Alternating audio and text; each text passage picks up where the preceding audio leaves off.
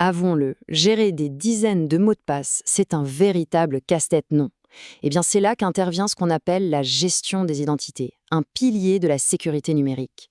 Et aujourd'hui, on va décortiquer une solution open source qui promet de mettre de l'ordre dans tout ça. Authentique. Alors, au programme, on va d'abord définir ce qu'est un fournisseur d'identité.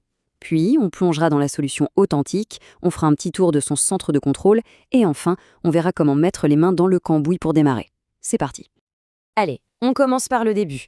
Comment dompter ce fameux chaos des connexions multiples? Cette question, je pense qu'on se l'est tous posée un jour. Avec la multiplication des services en ligne, on se retrouve vite à jongler avec une montagne de noms d'utilisateurs et de mots de passe. C'est précisément pour répondre à ce problème universel que des solutions ont été développées. Et la réponse, c'est le fournisseur d'identité ou IDP pour les intimes. L'analogie du passeport numérique est juste parfaite. Imaginez, au lieu de montrer une carte d'identité différente à chaque porte, on a un seul passeport super sécurisé qui prouve qui on est. L'IDP, c'est ça. Il vérifie l'identité une bonne fois pour toutes et ensuite, il ouvre les portes de toutes les applications. Le mot d'ordre, c'est vraiment la centralisation pour simplifier la sécurité. Bon, le concept est posé. Maintenant, voyons comment ça se traduit dans la pratique avec Authentique, qui reprend cette idée de passeport numérique en y ajoutant de bonnes doses de sécurité et de flexibilité. Et cette solution, la voici, Authentique. C'est une plateforme open source pensée pour répondre aux défis d'aujourd'hui en matière de sécurité et de gestion d'identité. C'est du solide, du moderne.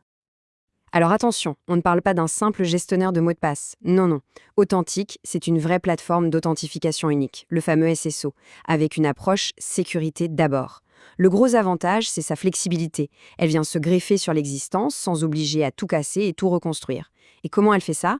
Tout simplement en parlant les langages standards du web pour l'authentification, comme OO2, SAML et les autres. C'est ça qui la rend si polyvalente. D'ailleurs, la documentation le résume parfaitement. Ce qu'il faut retenir, c'est qu'Authentique ne s'adresse pas qu'aux admins système. Loin de là. C'est un outil pour tout l'écosystème. Les développeurs, les ingénieurs sécurité, bref, tous ceux qui touchent de près ou de loin à la sécurisation des applications. Et c'est justement cette polyvalence qui fait toute sa force. Alors un point important à connaître, c'est son modèle. Il y a deux saveurs d'Authentique. D'un côté, la version open source, c'est le cœur du réacteur, gratuit, sur lequel tout repose. Et de l'autre, une version entreprise, qui elle rajoute du support dédié et des fonctionnalités plus poussées pour les grosses structures. Au moins le choix est clair et ça s'adapte aux besoins de chacun. Allez, à cette théorie, on passe à la pratique. Bienvenue dans la salle de contrôle d'Authentique. On va faire un petit tour des 3 interfaces qui permettent de tout piloter. La première, c'est l'interface de Flux. Et là, franchement, c'est du lourd. Pensez-y comme à un éditeur de scénario. On peut dessiner le parcours exact de l'utilisateur quand il se connecte. Par exemple, on peut décider que pour l'appli A, un simple mot de passe suffit, mais pour l'appli B, beaucoup plus sensible, il faudra en plus une authentification à 2 facteurs. C'est de la personnalisation à l'extrême. Ensuite, il y a ce que voit l'utilisateur final, l'interface utilisateur. C'est super simple. Une fois connecté, il arrive sur un portail, une sorte de tableau de bord avec toutes les icônes de ses applications. Un clic et hop, il est dedans. L'idée, c'est que ce soit le plus fluide et le plus simple possible. Et enfin, le cœur du système, l'interface d'administration. Là, on est vraiment dans le cockpit de l'avion. C'est ici qu'on gère les utilisateurs, qu'on configure les intégrations, qu'on surveille que tout tourne bien. Avec des tableaux de bord bien visuels, on voit tout de suite l'état du système, qui s'est connecté, etc. Concrètement, qu'est-ce qu'on peut y faire? Eh bien, tout le b.a.-ba, créer des utilisateurs, gérer des groupes, mais aussi des choses plus pointues comme désactiver un compte, réinitialiser un mot de passe ou surveiller les événements de sécurité. Il y a même une fonction super pratique pour le dépannage. On peut prendre la place d'un utilisateur pour voir exactement ce qu'il voit. Ça, c'est le contrôle absolu. Ok, tout ça a l'air bien puissant, mais la question c'est comment on s'y met? Voyons comment lancer sa propre instance. En fait, le processus a été pensé pour être assez simple. Ça se résume en gros à 2 étapes. D'abord, on choisit son terrain de jeu.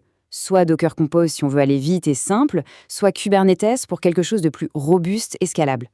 Ensuite, il n'y a plus qu'à suivre le guide. La documentation est très bien faite et accompagne pas à pas. Et pour ceux qui veulent vraiment creuser le sujet, la documentation est une vraie mine d'or. On y trouve bien sûr toute la doc technique, mais aussi des guides très pratiques pour intégrer des applications spécifiques et même une section entière pour les développeurs qui voudraient jouer avec les API ou les blueprints d'Authentique. Finalement, au-delà de l'outil lui-même, ça nous amène à une question plus large. Qu'est-ce qu'une sécurité unifiée peut vraiment débloquer? Parce qu'en fait, centraliser la gestion des identités, ce n'est pas juste un truc de technicien, c'est un vrai levier stratégique. Ça veut dire plus de sécurité, bien sûr, mais aussi une meilleure expérience pour tout le monde et la capacité à déployer de nouvelles applications beaucoup plus vite. C'est une réflexion qui va bien au-delà de la simple gestion de mots de passe.